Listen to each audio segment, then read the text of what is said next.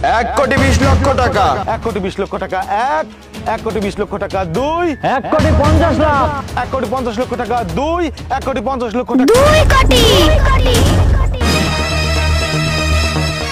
আসসালামু আলাইকুম। সকলের অবগতির জন্য জানানো যাচ্ছে যে জনাব আলী মোল্লা এবং তার ছেলে আলামিন মোল্লা সকল সম্পত্তি ঋণ খিলাফের দ্বারা নিলাম ওঠানো হচ্ছে। বাজার দর হিসাব করে সকল সম্পত্তির ভিত্তিমূল্য নির্ধারণ করা হয়েছে 50 লক্ষ টাকা। আপনারা এখান থেকে বিট শুরু করুন।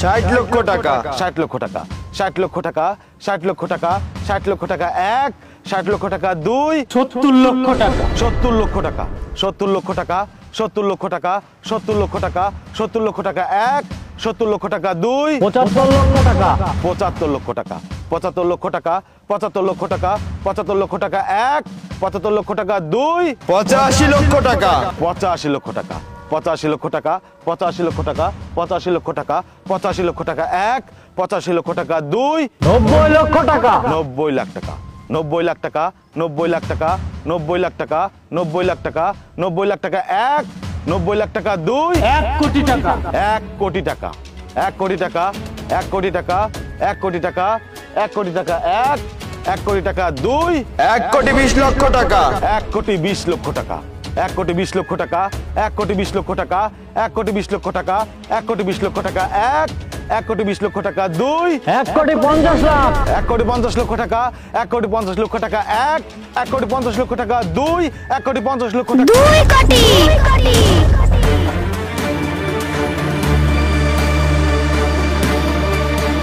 2 কোটি টাকা, 2 কোটি টাকা, 2 কোটি টাকা 1, 2 কোটি টাকা 2, 2 কোটি টাকা 3।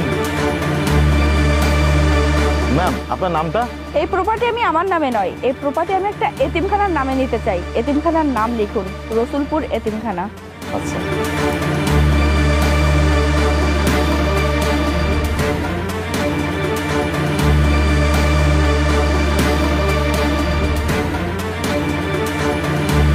আজ থেকে জনাব আলী মোল্লা ও আলামিন মোল্লা সকল সম্পত্তির মালিক রসুলপুর এতিমখানা।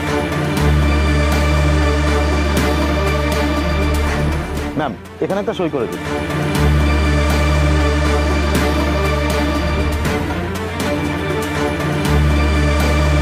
Thank you ma'am. ম্যাম টাকাগুলো কি এখন দিবেন নাকি পরে দিয়ে দিবেন? আগামীকাল আমি চেকটা আপনাদের অফিসে পাঠিয়ে দিব। ঠিক আছে ম্যাম, আমি তাহলে আসি। বাবা মা চলো। শ্রুতি দাঁড়াও, তুমি এখানে এই অবস্থায়? হ্যাঁ আমি। আমাকে দেখে অবাক হচ্ছ? অবাক হওয়ার কিছু নেই। তোমরা কি ভেবেছিলে আমি মারা গেছি? কিন্তু এই যে একটা কথা আছে না, যার কেউ নেই তার আল্লাহ আছে। মনে আছে 10 বছর আগের কথা? তোমরা আমাকে প্রেগন্যান্ট অবস্থায় বাড়ি থেকে ঘাট ধাক্কা দিয়ে বের করে দিয়েছিলে। এই তোকে তোর বাবার বাড়ি থেকে 50 লক্ষ টাকা আনতে বলেছিলাম, টাকাটা এখনো আনিস নাই কেন? আমি আর 1টি টাকাও বাড়ি থেকে আনতে পারবো না। তোমরা কি মানুষ নাকি অমানুষ? তুমি একটা যুবক মানুষ, তুমি আয় করো না, রোজগার করো না, আমার বাবার টাকায় বসে বসে খাও। আর বাবা আপনিও এই বয়সে আপনার ছেলের সঙ্গে জোট বেঁধেছেন। এভাবে যদি চলতে থাকে তাহলে দেখবেন একটা সময় আপনারও হাত পেতে খেতে হবে। এই আমরা কিভাবে চলবো কি চলবো না সেটা আমরা বুঝবো। আমার ছেলে তোকে টাকা আনতে বলেছে, তুই টাকা নিয়ে আসবি, যা। বললাম না আমি আর 1টি টাকাও এনে দিতে পারবো না। মুখে মুখে তর্ক করা অভ্যাস হয়ে গেছে, তাই না? মাথায় খুন চড়ার আগে বলছি টাকা এনে দে। তুমি যে অবিচার করছো, এই অবিচার আল্লাহ কখনোই সহ্য করবে না। আল্লাহর একদিন বিচার করবে। কি আমাকে বদুয়া দিয়ে শাস্তি কি মেলেই দিবে? কি করছিস? আরে ও তো মরে যাবে, আর মরে গেলে দুইজনে মানার কেস খাবো। বাচ্চা সব একটা কাজ কর, বাড়ি থেকে বের করে দে। বাবা এটা আপনি কি বলছেন? এই অবস্থায় আমাকে বাড়ি থেকে বের করে দিলে আমি কোথায় যেয়ে থাকবো? কোথায় গিয়ে থাকবি সেটা কি আমরা বলবো নাকি? ওঠ ওঠ ওঠ, বাবা ভালো দেখো, ছেড়ে দাও বলছি, বাড়ি থেকে বেরিয়ে যা, ছেড়ে দাও বলছি। চল। সেদিনের পর আমার মেয়ে বাড়িতে যায়, বাড়িতে গিয়ে আমার পা ধরে কান্নাকাটি করে, সবকিছু খুলে বলে। আমি মেনে নেই। আর আমি তো বাবা হয়তো মেয়েকে ফেলে দিতে পারি না। আর আপনিও তো একজন বাবা, আর একজন বাবা হয়ে একটি মেয়েকে বাড়ি থেকে কিভাবে বের করে দিলেন, তাও যৌতুকের জন্য। অনেক লোক অনেক কথাই বলেছিল, তারপর আমি তাদের কথা বিশ্বাস না করে আপনার ছেলের সাথে আমি আমার মেয়েকে বিয়ে দিয়েছিলাম। আসলে আমি অনেক বড় ভুল করেছিলাম। সেই ভুলের মাসুল আজ আমার মেয়ের উপর দিয়ে যাচ্ছে। আচ্ছা একবার চিন্তা করুন তো, এই মেয়েটি যদি আপনার মেয়ে হতো আর আপনার মেয়ের উপর যদি আমি এমনটা করতাম তাহলে আপনার কেমন লাগতো? আমার সম্পত্তি থেকে আমার মেয়ে যতটুকু সম্পদ পায় সেই সম্পদ দিয়ে আমার মেয়েকে একটি ব্যবসা ধরিয়ে দেই। আজ আমার মেয়ে সফল বিজনেসম্যান। আমি জীবনে অনেক কষ্ট করে আমার মেয়েকে বড় করেছি, তিল তিল করে গড়ে তুলেছি আমার ব্যবসা।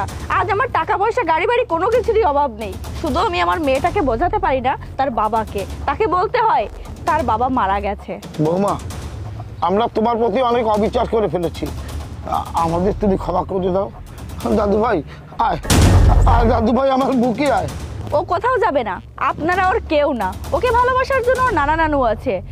যে টাকার জন্য আপনারা আমাকে বাড়ি থেকে বের করে দিয়েছিলেন, কই সে টাকা তো আপনাদের সুখ দিতে পারলো না। সেদিন আমি কান্নাকাটি করে আপনাদের কাছে অনেক রিকোয়েস্ট করেছিলাম, কিন্তু আপনারা আমার কোনো কথা না শুনেই আমাকে অমানসিক নির্যাতন করে বাড়ি থেকে ঘাড় ধাক্কা দিয়ে বের করে দিয়েছিলেন।